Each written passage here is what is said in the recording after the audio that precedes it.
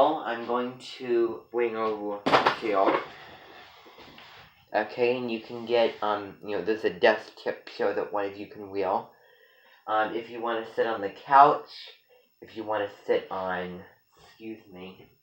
one of the benches here, on the, keyboard, then that's fine as well, okay?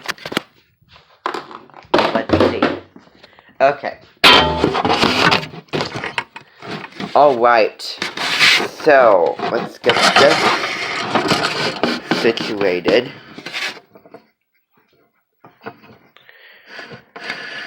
Alright.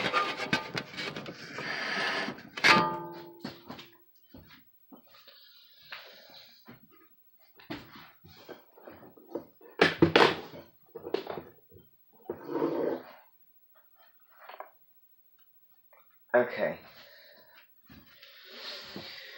Alright, everybody. So, one thing that I completely forgot about, we're going to be actually seeing the horoscope for today, okay? Because that slipped my mind.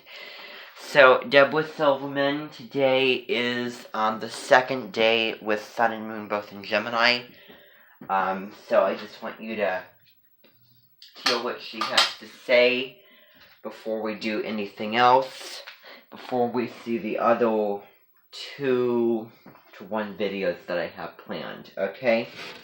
Now, let's see here. Let's see if I can get this adjusted.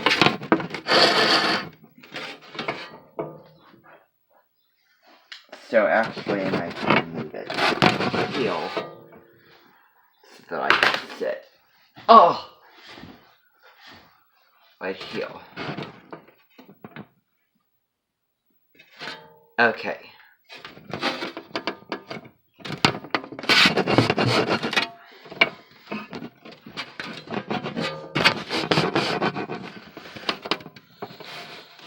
Okay.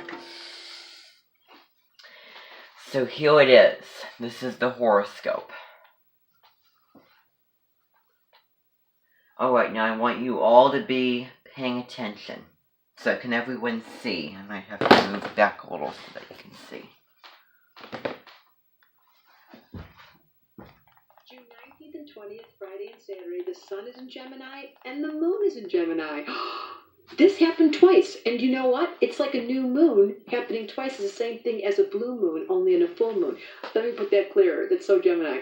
A blue moon is when a full moon happens twice in 1 month. We don't have the name of when it's a new moon, it happens twice, but we're going to call it a purple moon. I just made that up. And when you're a double Gemini, you can make up stuff. That's the whole point. Double Gemini is the gift of being able to spontaneously create. It's the magician in the tarot deck. And what does the magician have?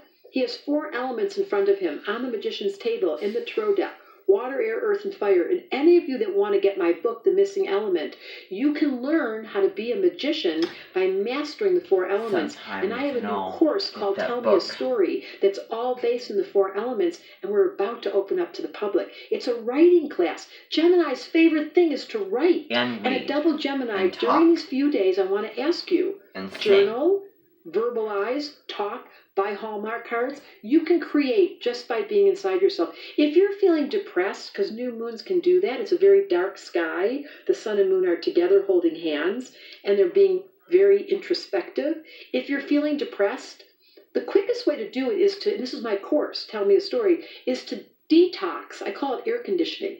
Get the negative out before the clean air can come in. But you have to be able to complain. And typically Geminis don't complain because they're always trying to be positive, and they're kind of like the happy cheerleader or the entertaining scientist who's giving you information. But honestly, it's the gift when the sun and moon are together to deal with the emotional content. So please take the time to go inside. This is really a deep entrance into yourself. And we have that moon and Venus together. It's very artistic. Sun, moon, Venus, all in Gemini. Wow. This is a wonderful time. And that Mars and Neptune together in Pisces, you know what that's telling us? To dream, to create, to do sculpture, to do poetry, to do pottery. Let's see if I can think of anything else with P. To do pies. That would be the greatest thing for double Gemini, to make some pies. So you get to free wing it. You get to wing artist it. You get to be a wing artist. making up words, watching you right in front of me, smile. That's the thing I'm trying to teach you as a double Gemini. You don't have to be inhibited. People love us because we're being funny and goofy. That's the gift of being a Gemini. If you keep yourself in those grown-up outfits with your face all tight and squished in, you're not going to be able to smile. It's my favorite thing. Astrology just wanted me to say, guess what? It's a new moon in Gemini. And all this is if you get carried away with all that Capricorn energy because Jupiter and Pluto are hanging out, you're going to lose the fun factor. And I'm here to turn it on. Fun factor on. If you like this video, that was good. be sure but I did notice one thing that was wrong. Astrology. And I'll That's stop where you get it. to discover the... Okay, so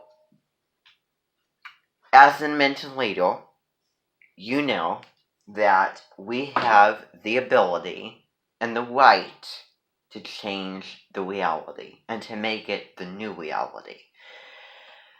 I did notice in here one thing that was wrong. And if I say something that is wrong, well, that I think to be right, and then I go in and find out, oh, that's wrong, well, it's going to be the new right. That's just how it's going to be. Whatever I say is the truth. Whatever I say, it'll be. And that's the same for any of you. Every single one of you makes up new realities. Not just the mentioned leader, although taking on the ultimate role of that. But every one of you makes an impact and changes and upgrades this dimension for the better. So, Venus is not in Gemini. Venus is in Pisces. Venus is in the mutable water sign of Pisces. As we all know, it's the air to the water. And so Venus being Pisces, and Venus as the planet of affection, beauty, friendship, and it rules Taurus and Libra. Venus in Pisces is someone who is so central in a very empathetic and sympathetic feeling way to so many things and having so much compassion, because Venus is the planet of love. It's the planet of love and, as I said, beauty and affection. So Venus being in Pisces is just so gentle, so soft, and so sweet. And they just love anything that having to do like the little flowers or the little birds or the animals. And also Venus in Pisces is very, very, as we all know, dreamy, creative, innovative, imaginative, spiritual, magical, mystical, very sensitive, and very, very romantical and emotional. Okay, so Venus is in Pisces. It is not in Gemini. It is not in the sign that is in my chart, but it is in Pisces. So that was one thing that I noticed that was wrong. Because on my horoscope, it said Venus is in Pisces. And I really don't care if I'm listening to someone who is, say, a professional swimmer, or, as we know, a professional dance teacher, or a professional chef or astrologer. I don't say something, I don't find out that it's wrong, and I made a whole video and I said it.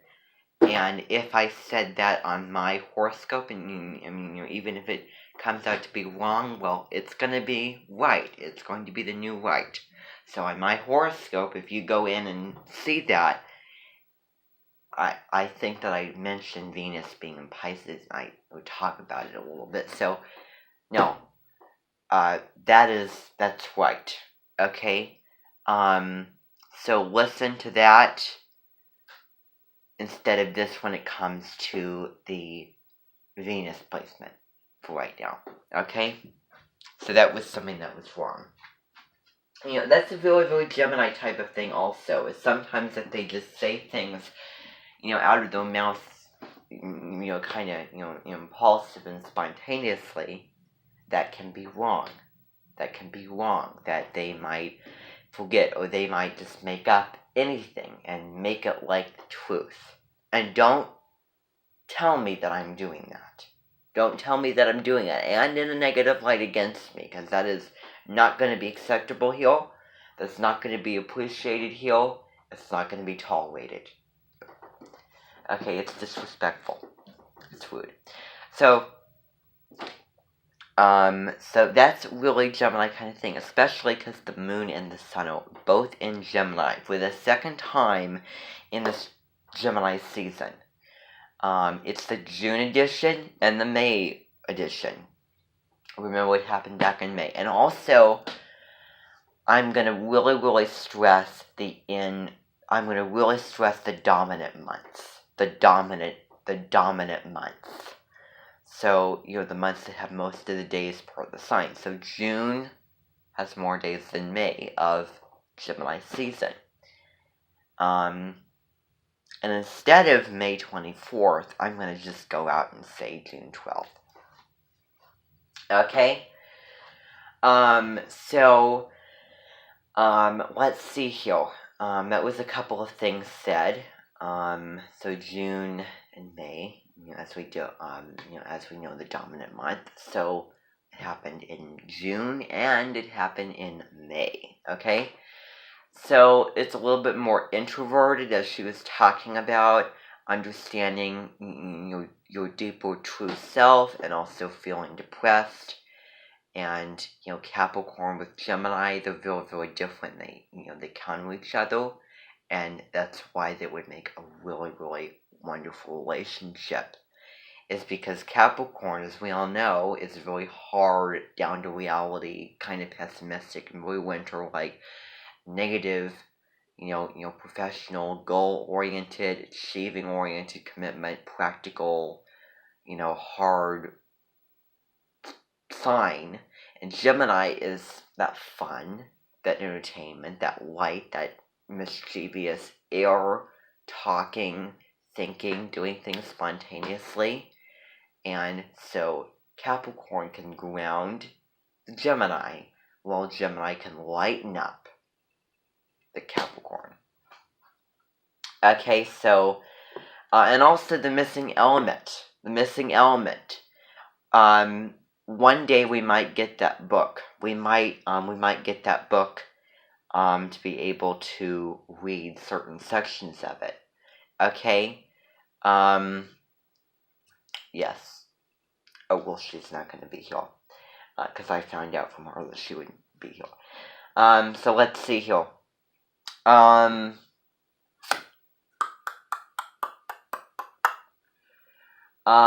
don't really have anything else. Okay, so we have this. Now we're going to be moving on to something else. Okay, we're going to be moving on to something else, and that is going to be that's going to be here. Let me see. Let me go back to the TiVo thing. Okay, well, actually it's lunchtime, so we're going to be watching the other couple of videos after lunch. Okay, after lunch we're going to do that, combined with watching Everlost.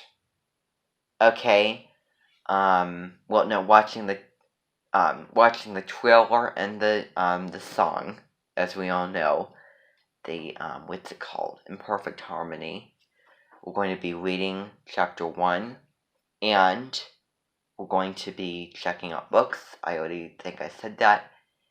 And connecting the reading and writing to astrology. Okay? So, thank you very, very much for joining me. Have a great lunch.